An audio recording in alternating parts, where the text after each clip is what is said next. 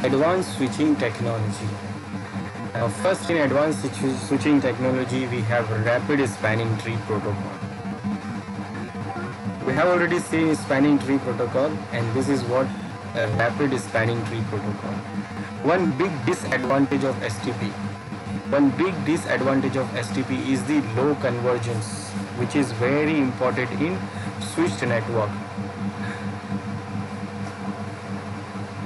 Normal STP conversion time is almost 50 seconds. That means when we connect any device, it will take almost 15 seconds to active those ports. Goes into forwarding mode, it will take almost 50 seconds. It is very crucial in a busy network that 50 seconds is very important. Now, to overcome this problem, in 2001, the IEEE with the document of 802.1W introduced an evolution of the spanning tree protocol, and that is called rapid spanning tree protocol. And it is called rapid spanning tree protocol, in short RSTP. Now this RSTP is the protocol that run on the switch, that is layer 2 or data link layer, and RSTP provides significantly fast spanning tree convergence after a topology change. So whenever we have any change, whenever we have any port connect or disconnect, it will converge very fastly. It will get active very fastly. And introducing the new converged behavior and bridge port rules to do this. So RSTP was designed to be backward compatible with standard STP, while STP can take 30 to 50 seconds to respond to a topology change, and RSTP typically able to respond to change within 3 hello times, that is default 3 times of 2 seconds. That means normal STP uses almost 50 seconds. First it will go to the blocking state 20 seconds, then listening state 15 seconds, then learning state 15 seconds, then it will go to forwarding state. If it is not on the blocking mode, then it will go 15 seconds for listening and 15 seconds for learning, total 30. So STP, normal standard STP can take up to 30 to 50 seconds to enable the port, to activate the port. But RSTP can do what? It can do within 3 hello times.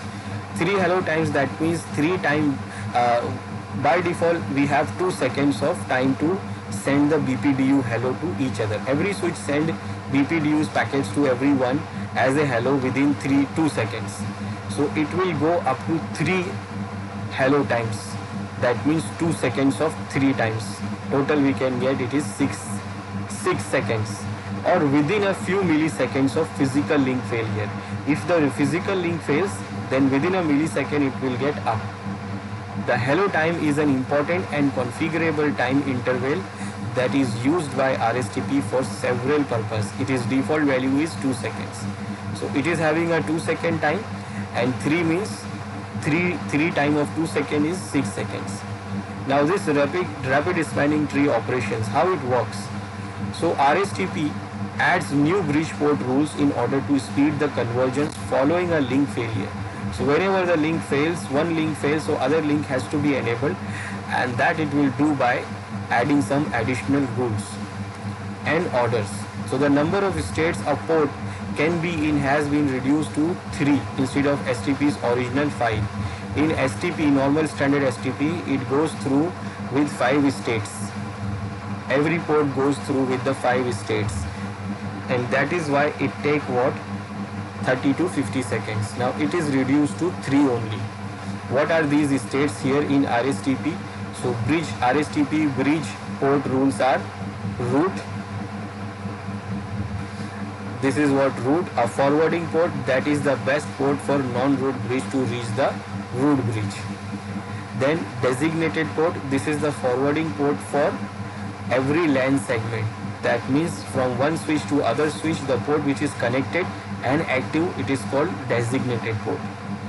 Then we have another port state, that is alternate. Now this alternate path to the root bridge It is what? It is the alternate path to the root bridge, and this path is different from using the root port. So we have already decided the root port, and other than that, if you have other port, it will consider as a alternate port. Then here we have new thing which is called backup port. A backup redundant part to a segment where other bridge port already connects. So this is what another port type we have in this RSTP, which is called backup, or we can say it is a redundant path to the segment. Segment means other switch where another bridge port already connects. And disable. Disable, that means it is not strictly part of STP. A network administrator can manually disable the port. This is basically when administrator do shut down the port and it says disable. Now RSTP switch port states. Now which states it goes?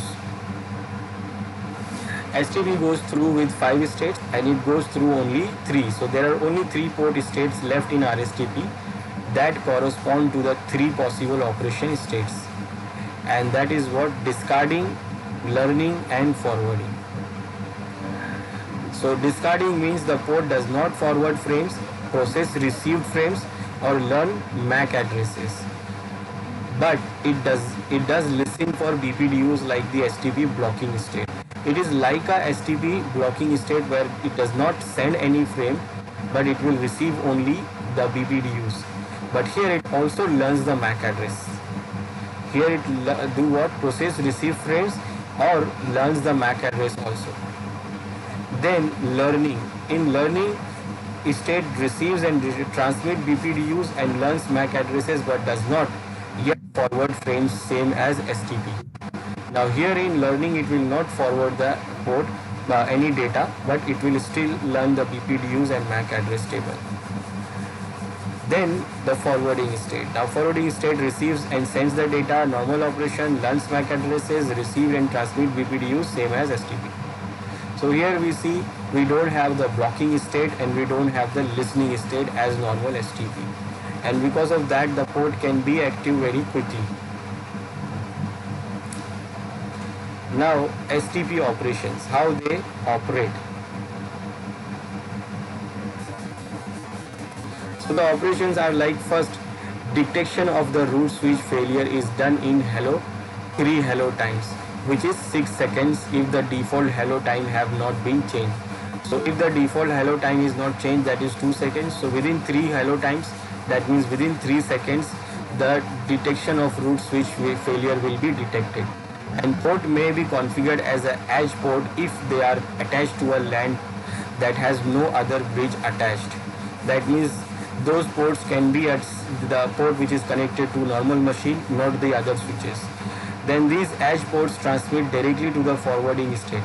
So the ports which is connected to normal machines, they will directly go to the forwarding state. Now RSTP still continues to monitor the port for BPDUs in case a bridge is connected. So when the port is connected to normal machine, it will directly go to the forwarding state. But still, it will monitor the BPDU. If suppose you remove the PC and connect the switch in that port, and the switch will send the BPDU. So this RSTP protocol, it will receive that and it will detect it. So RSTP can also be configured to automatically detect the edge port. So we can automatically configure the port to detect automatically the edge port. Edge port means the port is connected to normal PC or normal switch, other than switch. So if it is connected to normal PC, that is what it is called edge port. As soon as the bridge detects the BPDU coming to an edge port, the port becomes a non-edge port, and it will become non-edge port and it will start transmitting and exchanging BPDUs on that port. Now RSTP calls the connection between 2 or more switches as a link type connection. A port that operates in full duplex mode is assumed to be a point-to-point link. Full duplex, that means it can receive and send. Whereas the half duplex port is considered a shared port by default. Half duplex, either it can send or receive. So it will consider as a shared port. Now this automatic link type setting can be overridden by explicit configuration. This is automatic setting, but we can change it by configuring by self. Now RSTP improves the convergence on point-to-point links by reducing the maximum edge time to 3 times of hello interval. This is the important thing we have in RSTP, that it is reducing the convergence time. So it reduces the convergence time by reducing the maximum edge time to 3 hello time, and removing the STP listening state and exchanging a handshake between two switches to quickly transition the port to forwarding state. So it will use hello handshake to change the port to forwarding port. So RSTP does not do anything differently from STP on shared link. So if it is a half duplex, then it will not do anything on that. It will work like a normal STP.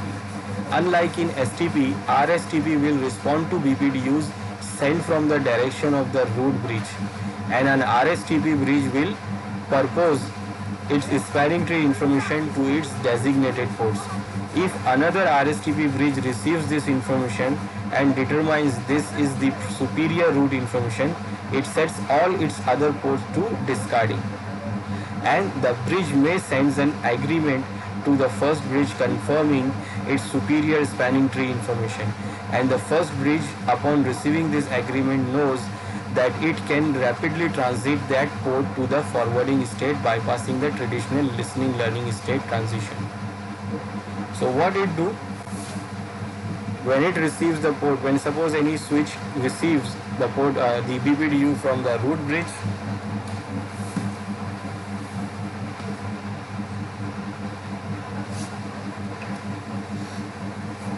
and it will send it to other switch.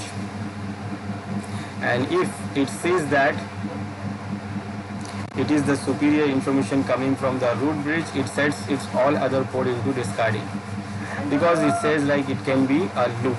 And if it is not, then what? It will forward this listening, it will skip this traditional listening and learning state, and it will make the port quickly available.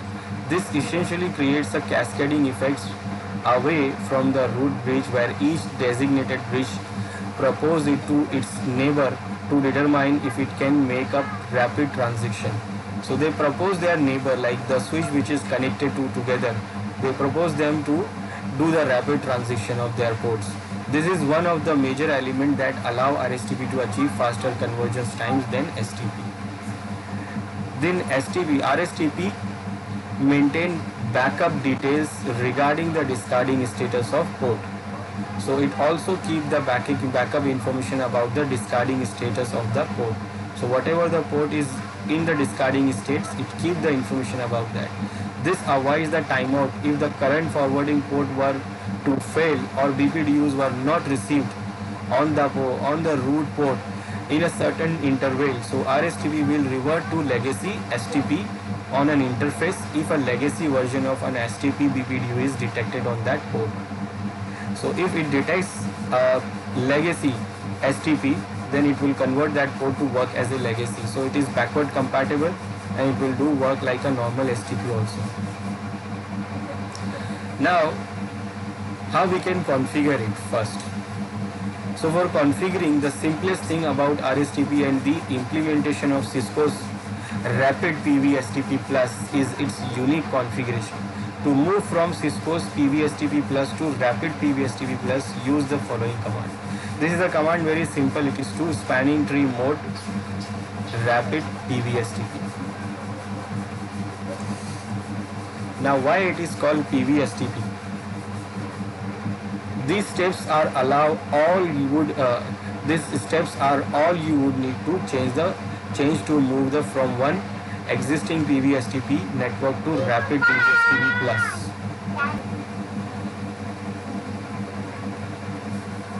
Now, first place, and then what is PV-STP? Basically, it is per VLAN STP. We will get into that.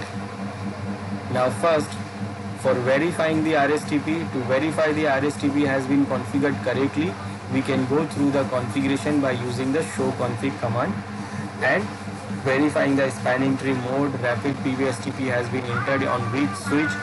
The next command we can verify RSTP, which is show spanning tree. This will show what type of spanning tree is enabled and root bridge or interface status.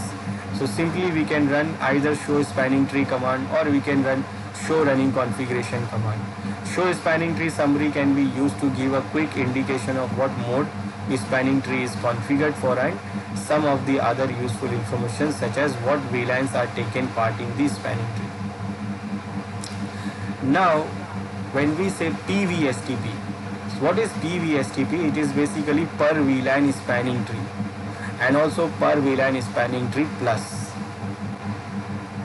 In Ethernet switched environment where multiple virtual LANs exist, it is often desirable to create multiple spanning trees so that traffic from different VLANs uses the different links.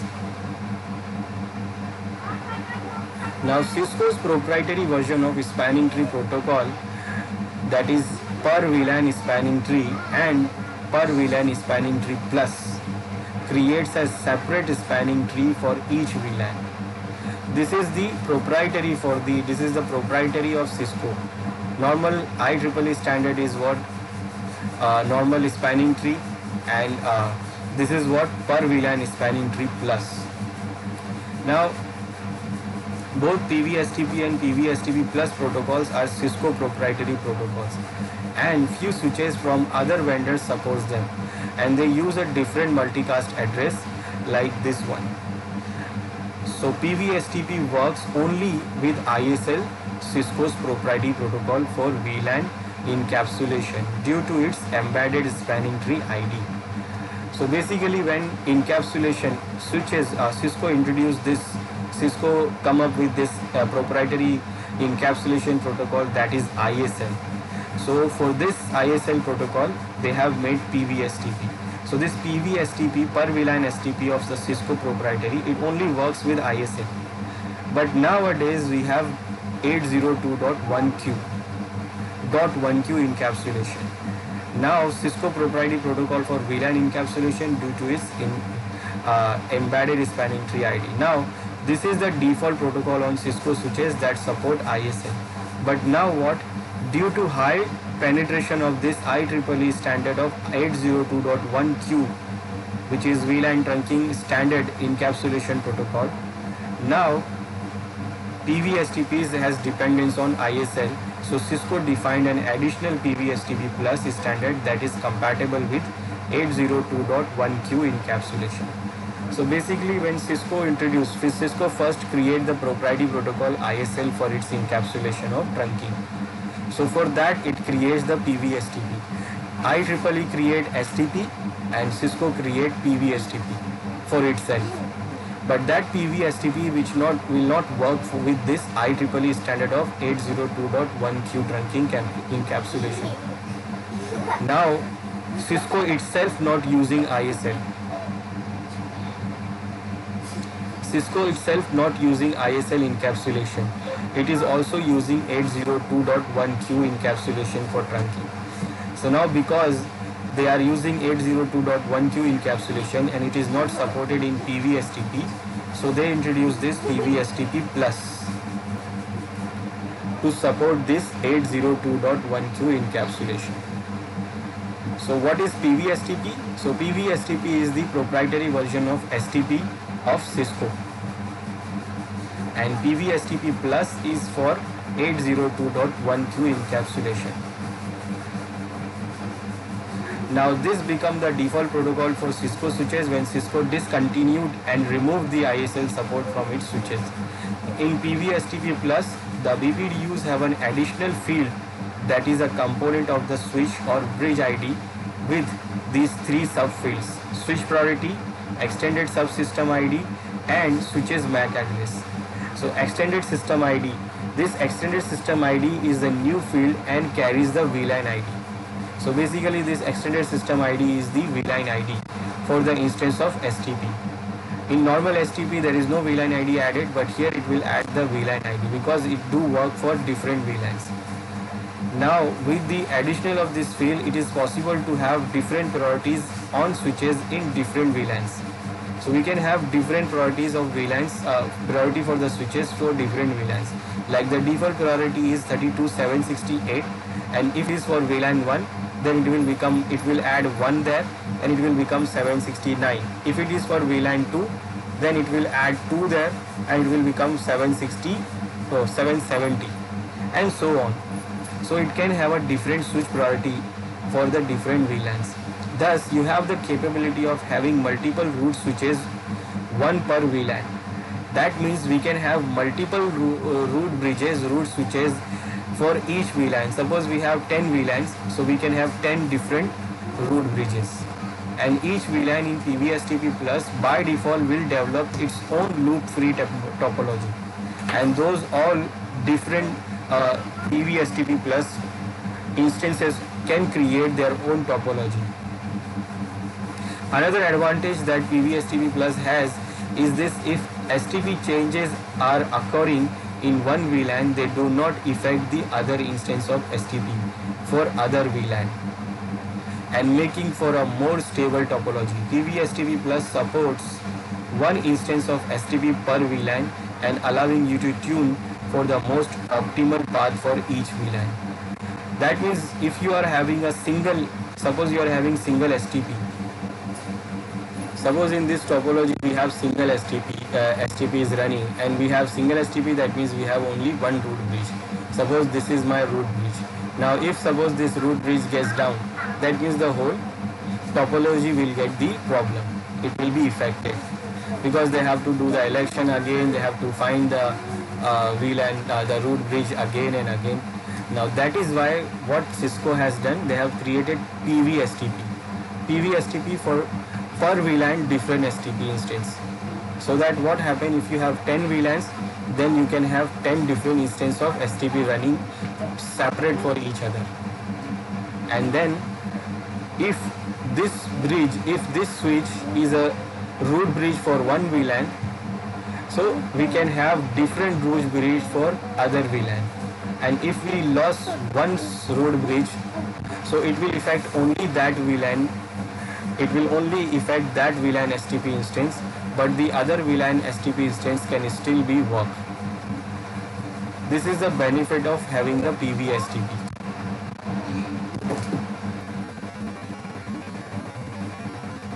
Now for STP we have Rapid STP, then for Cisco it has Rapid PVSTP.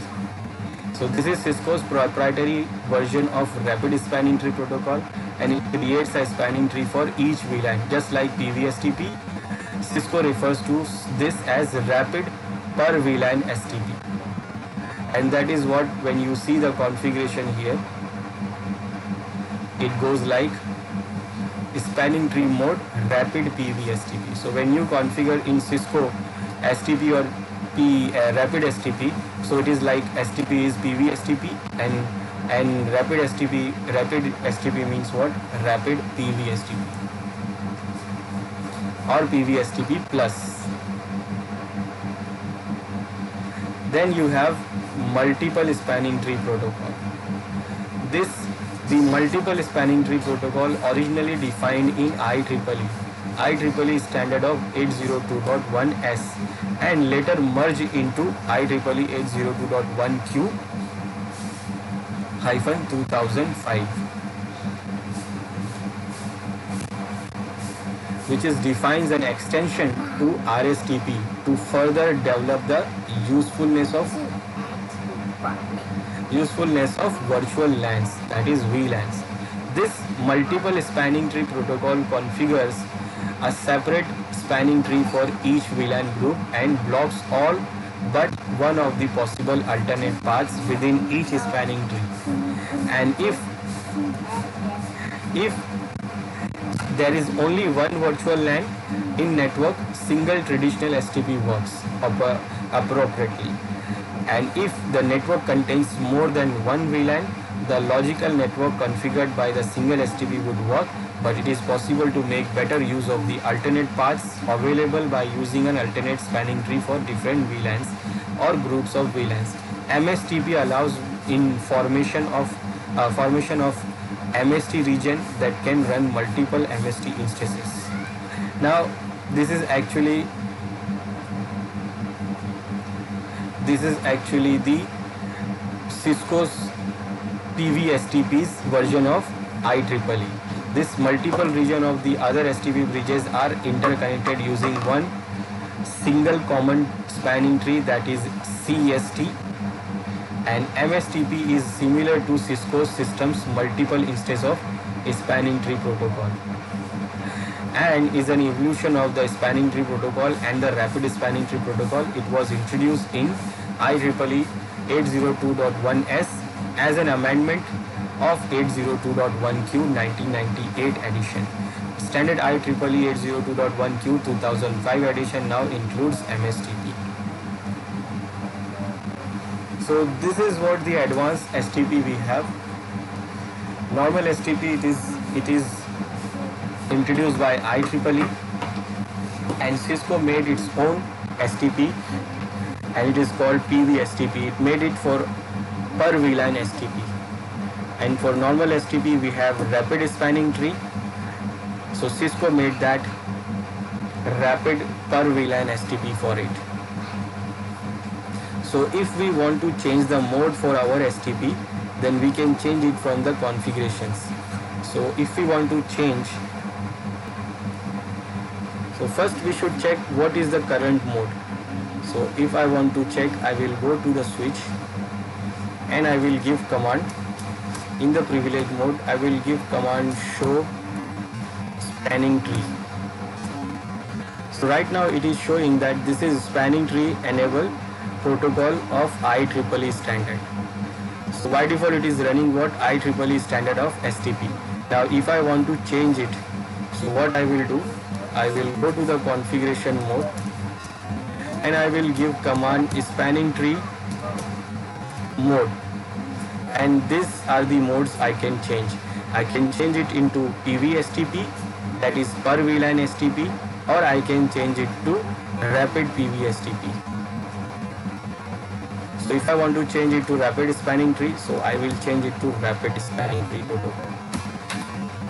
Now I changed from one switch, so I have to change it from all the other switch to work, otherwise it will work like a normal spanning tree.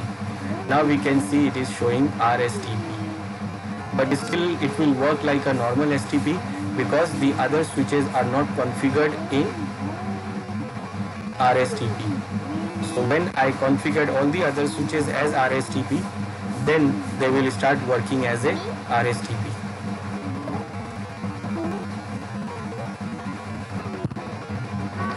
Now the next thing is Ether channel. This Ether channel is a port link aggregation technology developed by Cisco and which provides fault tolerant high speed links between switches, routers and servers.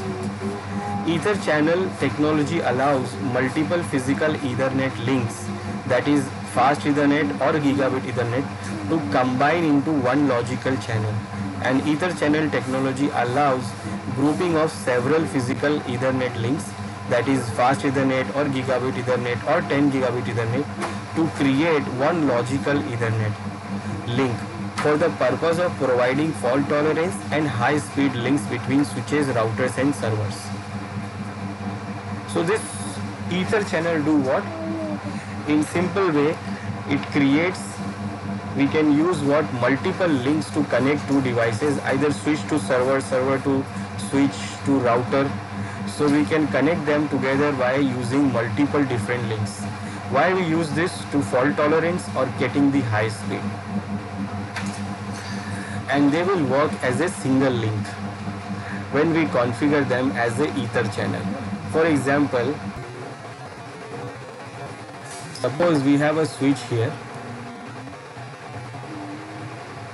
and now we have a server here. Now this server I want to connect to the network. Now remember, this is my server machine, and server can have a very load. It can have too much load. We have lots of users who try to connect this server.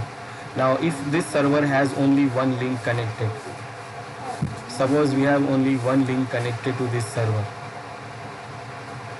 so how much speed this link can give? If it is 100 Mbps, we will get only 100 Mbps speed.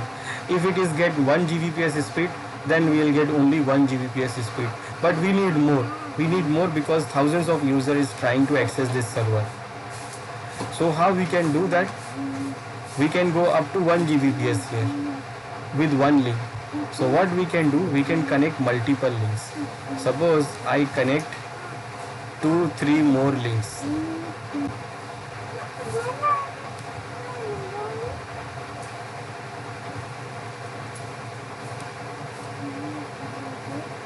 Now when you connect these 2-3 more links, then still they will not active, only one will work because they are separate links. So what we can do, we can configure this link aggregation thing. So in Cisco switches, what we configure, ether channel configuration, and what we do, we combine these different ports to work like a single port.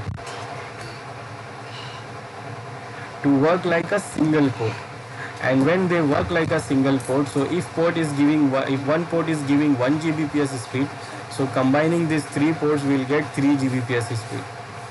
And it will give me fault tolerance also. If one of the link goes down, still we have other links connected, so the server will remain connected again. Then if suppose I want to connect this server to network, internet, so I will need what, router again. So only one link if I connect, so I will get only maximum 1 Gbps. So I can do what, I can connect multiple link from router to switch also. And then what, I will combine those links to connect ether channel, configure ether channel, and they will give me combined speed. Now it is, when you configure it on the switch, then you have to configure it on the server side also. So if this is Microsoft server, then there is an option for the teaming, NIC teaming, or if it is a Linux, also we have a configuration for that called NIC teaming. So we have teaming option, so we can configure teaming in these servers so that they will work as a single link. And on switch also we can configure ether channel. And even if we connect to, suppose we have a core layer switches here, 2 switches of core layer or distribution layer. Now if I want to connect them together, if I connect one link, so I will get maximum 1 Gbps. So what I can do, I can connect multiple links together to join these 2 switches. So I will get maximum speed by using these multiple different ports. And also I will get fault tolerance. And I will configure in both sides ether channel. So this is a basic use of this ether channel. So this ether channel technology can be used to increase the bandwidth between 2 devices that support ether channel technology. And ether channel technology provides automatic recovery for the loss of a link by redistributing the load across the remaining link. Then ether channel technology allows automatic redirection of network traffic from the failed link to the remaining links in ether channel. And an ether channel consists of the individual fast Ethernet or gigabit Ethernet or 10 gigabit Ethernet link bundle into a single logical link. Now the ether channel provides full duplex between up to 800 Mbps. Now 800 Mbps if we have fast Ethernet channel, or 8 Gbps if we have gigabit Ethernet, or 10 Gbps if we have 10 Gbps Ethernet channel. Now between switches, routers and servers. Now 800 of fast Ethernet, that means we can connect up to 8 links. And again 8 Gbps of gigabit link, that means we can connect up to 8 links of 1 Gbps. And one link of 1 Gbps. 10 Gbps. So the main advantage of ether channel technology is that it allows load sharing of traffic among the links in the channel, as well as redundancy in the event that one or more links in the ether channel fail. So ether channel is a Cisco copyright term, and the term which industry adopted is link aggregation. That means when you configure it on the Cisco switches, it is called ether channel configuration. But it will not work until you configured it on the other side also. That means only you configure on the switch, it will not work. You have to configure on the other side also, on server also. So in the switches, it is called ether channel configuration, but basically the basic name for that thing, that configuration is link aggregation, and that is also we can configure here in Windows or Linux machines, and it is called link aggregation configuration.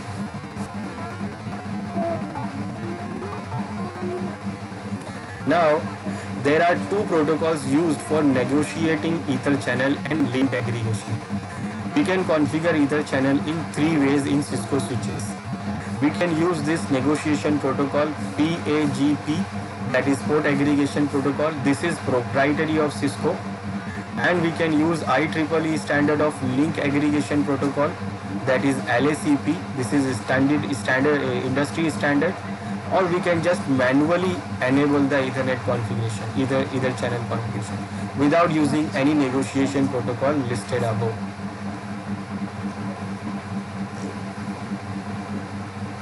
But why we use this negotiation protocols?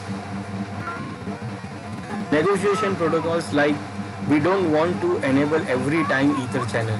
If suppose other side wants to configure ether channel, then only I want to convert this port into ether channel, and that is why we use this negotiation protocols. So if I configure this side ether channel and I say put the negotiation protocol, so what it will negotiate with the other side. So it will negotiate with this side. If this side is also agreed to create the ether channel, then they will create ether channel. Otherwise they will not create ether channel. So there is two negotiation protocol, PAGP, port aggregation protocol, and LACP.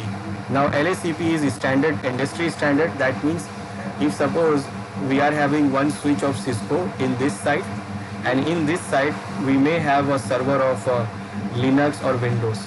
So this is not Cisco. So we can use LACP negotiation protocol on Cisco switches, because this side it supports LACP. Now if I am using it for connecting the Cisco router and Cisco switches, or Cisco to Cisco switches, then we can use PAGP. We can use PAGP negotiation protocol. Otherwise we can directly say enable. Without any protocol we can just say enable. That means it will always be on ether channel configuration. It will not work like a normal port. It will always work like a ether channel port.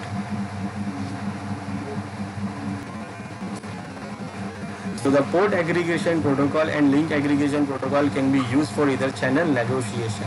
Port aggregation protocol is the Cisco proprietary protocol. Therefore, PAGP can be used to negotiate ether channel only between Cisco switches. Link aggregation control protocol is an industry standard defined in IEEE 802.3 AD. So using link aggregation control protocol, Cisco switches can negotiate the link aggregation with Cisco switches from different vendors that support 802.3 AD protocol. Port aggregation protocol or link aggregation control protocol is used by the switches to learn the identity of partners and capability of partners and the interface properties and capabilities. So port aggregation protocol or link aggregation control protocol groups similarly configured interface into a single logical link, present the group to spanning tree protocol as a single switch port. Now, if we configure the ether channel and if we use PAGP or LACP negotiation, so we have two options there, two modes there. Port aggregation protocol has two channel modes and they are auto mode and desirable mode. Link aggregation also has two channel mode, that is active mode or passive mode. Now what that mode do? Auto mode means, auto mode in port aggregation means what? Does not initiate the negotiation. That means auto mode will not initiate the negotiation first, but responds to the port aggregation protocol packets initiated by the other end. And auto mode in port aggregation protocol does not start the port aggregation protocol packet negotiation. Now desirable mode do what? In this mode, this port aggregation initiates the negotiation and tries to form the ether channel with other end. So if you have one end set to auto and other end set to desirable, then they will create the ether channel. If suppose both the ends are on auto, then they will not create the ether channel. Why? Because they will not talk to each other. They will not say I want to create. But desirable mode, they will say to each other we want to create, and they will create. Same as for the active and passive mode. In active mode of LSCP, link aggregation control initiate the negotiation and tries to form the ether channel with the other end. That means it will try to ask the other end that do you want to create, and if the other one says yes, then they will create. Now passive mode here in this LSCP does not initiate the negotiation but respond to the link LSCP packets initiated by the other end. Passive mode in link aggregation control protocol does not start link aggregation control protocol packet negotiation. That means what? When you have two ports in passive mode, they will not create the ether channel because they will not say to each other that I want to create. But when they are in active mode, they will say to each other that I want to create, and they will create the link aggregation. Or even if you have one port as a active and other port as a passive, then again they can create the ether channel, because active one will say I want to create and passive one will accept it and it will create. This is the same we have here, auto and desirable. And other thing is what? On mode. On mode is directly mode makes the interface into ether channel without any negotiation protocol like PAGP or LACP. So when using the ether channel on this on mode, ether channel will be created only when the other interface group in ether channel on mode. So if the other side is only on mode, then only it will create the ether channel. Switches interface exchange port PAGP packets only with the partner interfaces configured in the auto or desirable mode. And switch interface exchange LSCP packets only with the partner interface configured in the active or passive mode. And interface configured as a on mode do not exchange PAGP or LSCP. Now how we can configure this?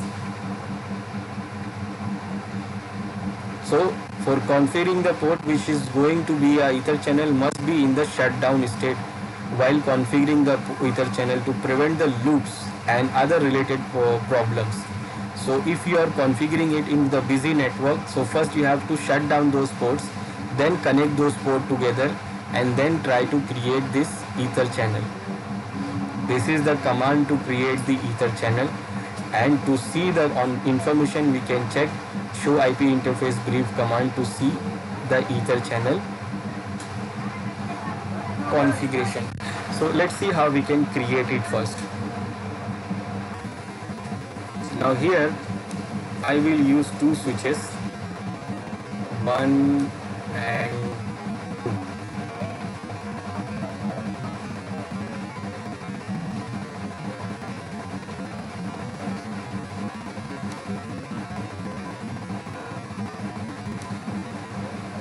Now I will connect the multiple links to these switches.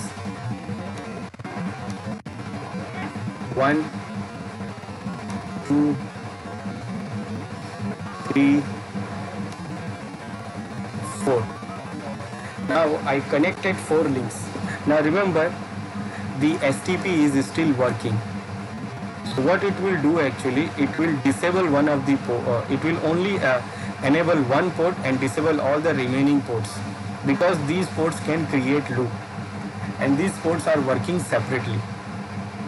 Now you see here only one port is active and other ports are not running.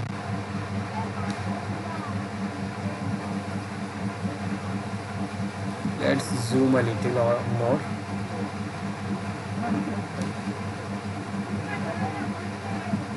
Now we can see here only one port is working from both the sides, and rest of the ports are not working from the other side. Why they are not working? Because of STP. But when we configure them as a ether channel, they will work, all the 4 ports will work, and we can go up to maximum 4 ports. So how we will configure it? First I am going to configure in this switch.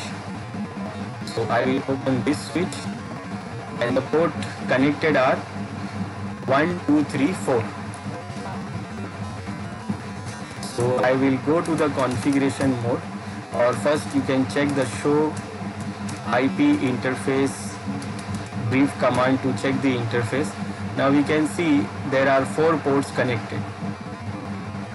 So we want to configure them as a ether channel. So what I will do, I will give command, I will go to config mode first, then interface range of fast Ethernet port 0/124. So I am going to configure this configuration for all the 4 ports together. Now I will configure the command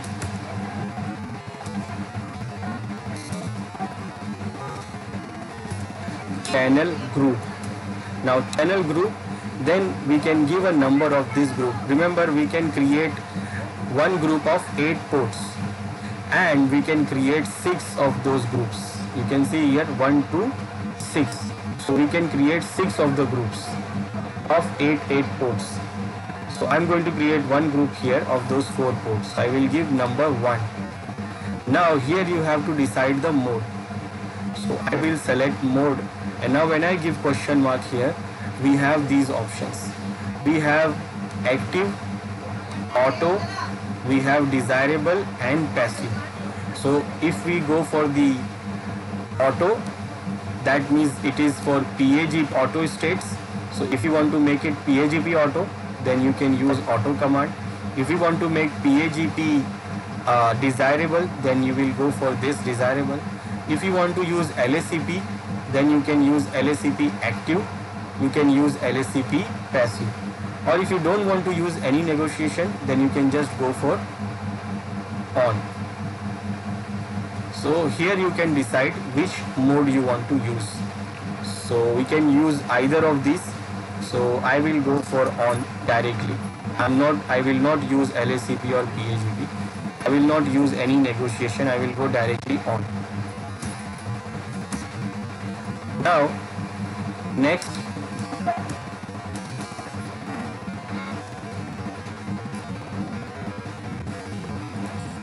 command is channel protocol, and here you can decide which protocol you use if you are using the protocol. Right now I am not using protocol, I am directly enabling it, so I don't have to mention the protocol. So I don't have to mention the protocol because I have mentioned the on command directly. So if I have used LSCP, then I would have used this LSCP here with this command. If I have used PAGP, then I will use PAGP. But right now I will not use anything because I have used the on command directly on. Now done with this here in this switch, so I will go for the other switch now.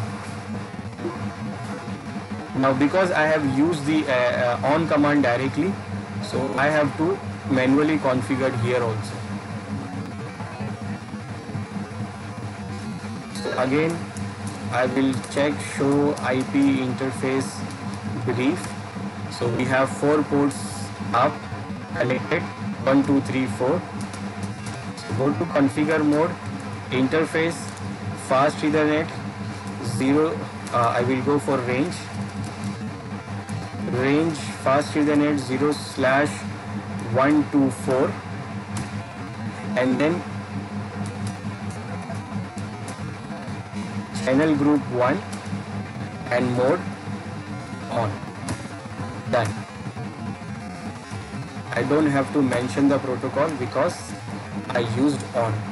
Now when you check show IP interface brief, these ports are running, and when you go down,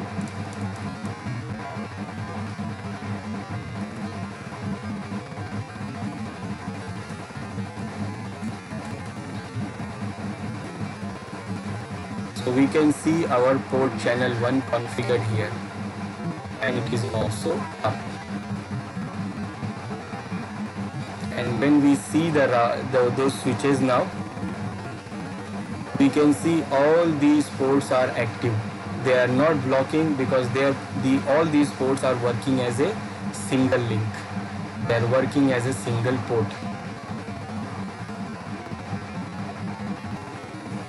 So this is a configuration for Ether channel.